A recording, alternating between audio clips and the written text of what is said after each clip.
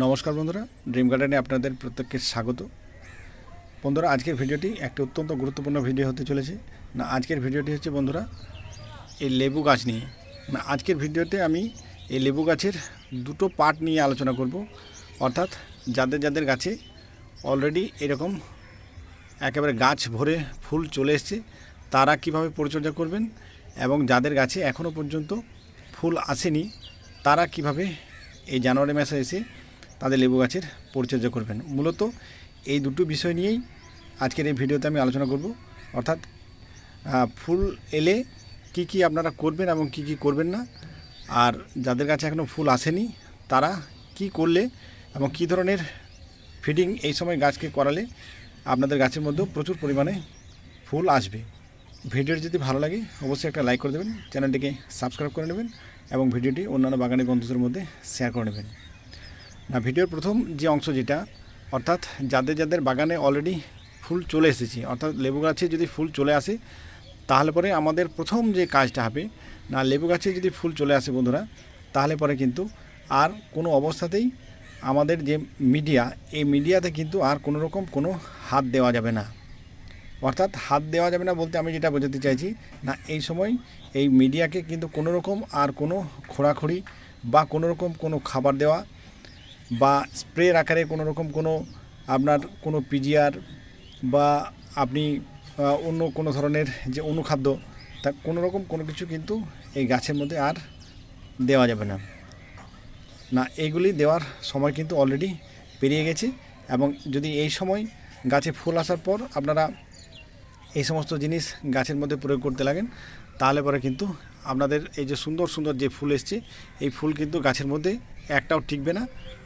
খুব তাড়াতাড়ির মধ্যে এই ফুল পচে গিয়ে নষ্ট হয়ে যাবে এবং ফুল গাছে থেকে কিন্তু ঝরে পড়বে।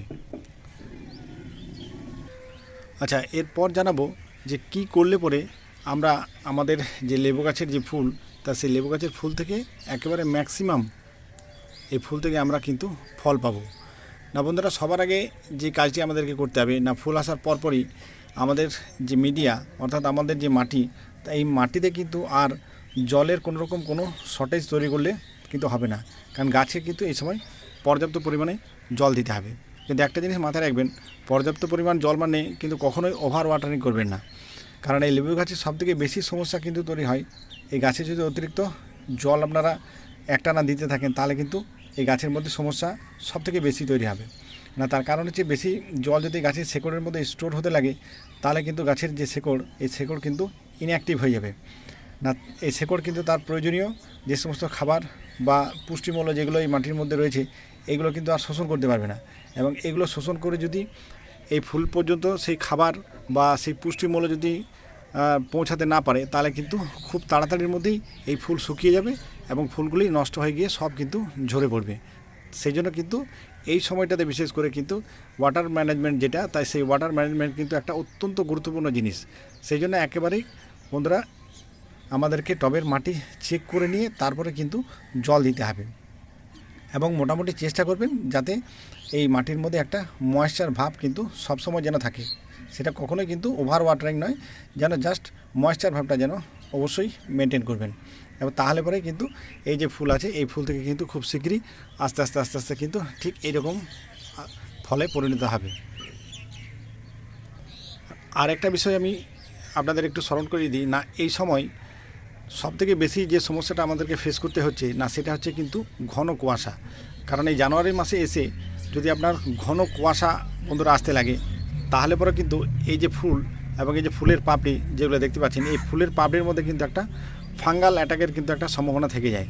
তা সেই জন্য এই মুহূর্তে দাঁড়িয়ে আমাদেরকে যে কাজটা করতে হবে, যদি আপনার কাছে এরকম ধরনের যাদের যাদের কাছে এরকম একেবারে গাছ ভরে ফুল চলে এসছে, তাদেরকে ঠিক এই পিরিয়ডে দাঁড়িয়ে কিন্তু অতি অবশ্যই একটা ফাঙ্গিসাইড কিন্তু বন্ধুরা স্প্রে করে নিতে হবে। এবং এই ফাঙ্গিসাইডটা যদি একেবারে কন্ট্যাক্ট এবং সিস্টেমিক এই দুটোর মিশ্রণে তৈরি যদি ফাঙ্গিসাইড যদি স্প্রে করতে পারেন, তাহলে কিন্তু সেটা সবথেকে ভালো হয়।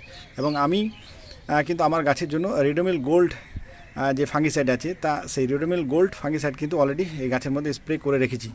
তার কারণ হচ্ছে রিডোমিল গোল্ডের মধ্যে কিন্তু কন্ট্যাক্ট প্লাস আপনার সিস্টেমিক এই দুটোই কিন্তু বিদ্যমান। তা সেই জন্য যদি আপনাদের কাছে রিডোমিল গোল্ড ফাঙ্গিসাইড থেকে থাকে তাহলে সেটি 2 গ্রাম 1 লিটার জলে মিশিয়ে সেই ফাঙ্গিসাইড কিন্তু পুরো গাছের মধ্যে স্প্রে করে গাছকে কিন্তু ভালোভাবে স্নান করিয়ে দিতে হবে। আর যদি রিডোমিল গোল্ড ফাঙ্গিসাইড আপনাদের কাছে না থাকে তাহলেও কোনো অসুবিধা নেই, আপনারা যে কোনো ধরনের ফাঙ্গিসাইড যেমন আপনার স্যাপ, ব্লাইটক্স এরকম যে কোনো ধরনের ফাঙ্গিসাইড যদি আপনাদের কাছে থাকে তাহলে সেরকম ধরনের ফাঙ্গিসাইডও কিন্তু এরকম একটা সময় এসে আপনারা গাছের মধ্যে স্প্রে করতে পারেন। ফাঙ্গিসাইড স্প্রে করতে কেন বলছি না, এই যে গাছের যে পাপড়ি, তা এই পাপড়ির মধ্যে যদি একটানা বন্ধুরা যদি ওয়েদারের যদি ডিস্টার্ব হয় বা যদি ঘন ঘন কুয়াশা আসতে লাগে তাহলে কিন্তু এর মধ্যে জল জমে গিয়ে সেখানে কিন্তু ফাঙ্গালের একটা আক্রমণ হওয়ার সম্ভাবনা থাকে। ফুলকে এই ফাঙ্গালের হাত থেকে বাঁচানোর জন্য কিন্তু এই ফাঙ্গিসাইডটা স্প্রে করে নিতে হবে। আচ্ছা, এরপর আসি যাদের যাদের গাছে এখনও পর্যন্ত কোনো রকম কোনো ফুল দেখা যাচ্ছে না বা ফুল এখনও পর্যন্ত আসেনি, তারা এই সময় দাঁড়িয়ে কি করবেন না, তারা সবার আগে যে কাজগুলি করবেন না সেটা হচ্ছে আগে ভালো করে গাছকে কিন্তু পর্যবেক্ষণ করে দেখবেন এবং গাছকে ভালো করে পর্যবেক্ষণ করে দেখার পর যদি দেখা যায় যদি এরকম গুটি চলে আসে তাহলে কিন্তু আর গাছের মধ্যে কোনো রকম কোনো খাবার প্রদান করা যাবে না। সেই জন্য এইটা কিন্তু ভালো করে এই চেকিংটা কিন্তু করতে হবে, ভালো করে আগে দেখে নেবেন যে গাছের মধ্যে কোনো রকম কোনো এরকম ধরনের গুটি এসেছে না আসেনি। যদি গুটি না এসে থাকে তাহলে আজকে যে সমস্ত খাবার আমি আপনাদের সঙ্গে শেয়ার করব এই প্রত্যেকটি খাবার কিন্তু আপনারা 4 দিন অন্তর অন্তর এই গাছকে ফিড করাবেন। সবার আগে যে খাবারটি আপনাদের আমি দেখাবো না সেই খাবারটি হচ্ছে 10-26-26। তা এই খাবারটি মোটামুটি আমাদের 1 চা চামচ নিয়ে এই খাবারটি আমাদের যে টব তা এই টবের চারিদিকের যে মাটি তাই টবের চারিদিকের মাটি সরিয়ে তার উপর এই খাবারটি মোটামুটি 1 চামচ ছড়িয়ে দিয়ে তারপর আবার মাটি চাপা দিয়ে কিন্তু জল দিয়ে দিতে হবে। তা এটি গেল প্রথম খাবার। ঠিক এই খাবারটি দেওয়ার 4 দিন পর আবার আরেকটি খাবার আপনাদেরকে এই গাছকে ফিড করাতে হবে না, সেই খাবারটি হচ্ছে বন্ধুরা দেখুন এই যে মিউরেটাস অফ পটাশ, অর্থাৎ যেটাকে আমরা লাল পটাশ বলে থাকি না, এটারও ডোজ ঠিক তাই, ঠিক ওই 1 চা চামচ ঠিক এইরকম মাপের 4 চামচের 1 চা চামচ নিয়ে ওই রকমভাবে টবের একেবারে সাইড বরাবর ছড়িয়ে দিয়ে আবার মাটি চাপা দিয়ে আবার কিন্তু ওই জল দিয়ে দিতে হবে। তাহলে এটা গেল 2 নম্বর খাবার। আচ্ছা, এরপরে লাস্ট যে খাবার না সেই খাবারটি হচ্ছে বন্ধুরা দেখুন সেই খাবারটি হচ্ছে এই যে 0050 যেটাকে আমরা পটাশিয়াম সালফেট বলে থাকি। এই খাবারটা আপনারা চাইলে গাছের মধ্যে স্প্রের আকারেও দিতে পারেন, আবার আপনারা গাছের গোড়ার মধ্যে জলের সঙ্গে গুলেও দিতে পারেন।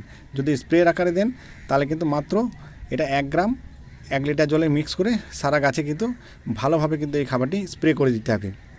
আর যদি গাছের গোড়াতে দিতে চান তাহলে মোটামুটি 1/2 চা চামচ ওই 1 লিটার জলে মিক্স করে নিয়ে সেই জল কিন্তু এই গাছের চারিদিকে ছড়িয়ে দিতে হবে।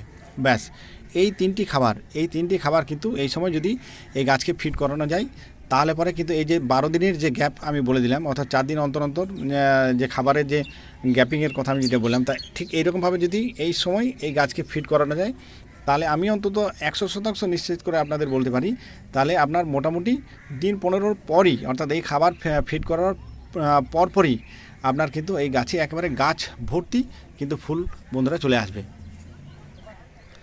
আর এই বিষয়ে আরেকটা কথা আমি বলে রাখি, কারণ এই সময় যে জিনিসগুলোর উপর আমাদের বিশেষ সতর্কতা অবলম্বন করতে হবে না, ভিডিওর প্রথমেই আমি যে কথাগুলো বললাম যে কোনো রকম কিন্তু কোনো পিজিআর এই গাছের মধ্যে কিন্তু আর স্প্রে করা যাবে না। কারণ ভুল করেও যদি এই গাছের মধ্যে মিরাকুলান আপনারা স্প্রে করে দেন তাহলে কিন্তু একেবারে পুরো সর্বনাশ হয়ে যাবে। কারণ হয়তো গাছের আপনার গ্রোথ ভালো হবে কিন্তু আপনার যে ফুল আসবে সেই ফুল কিন্তু আপনার কখনোই ফলে পরিণত হবে না, সেই ফুলের কুড়ি কিন্তু আপনার ফোটার আগেই ঝরে পড়বে। তো সেই জন্য কোনো রকম কোনো পিজিআর কিন্তু এই গাছের মধ্যে স্প্রে করা যাবে না।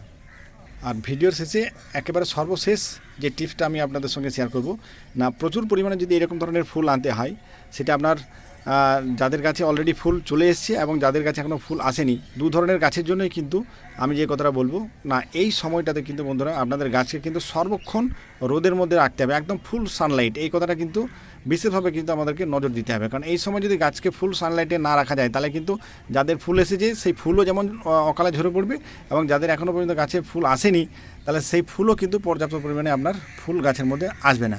তা সেই জন্য এই একটা বিষয় কিন্তু আমাদেরকে বিশেষভাবে নজর দিতে হবে, ফুল সানলাইটের মধ্যে কিন্তু আমাদের গাছকে রাখতে হবে।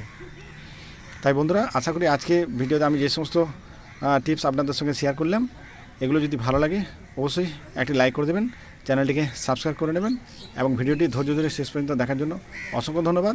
ভালো থাকবেন, সুস্থ থাকবেন।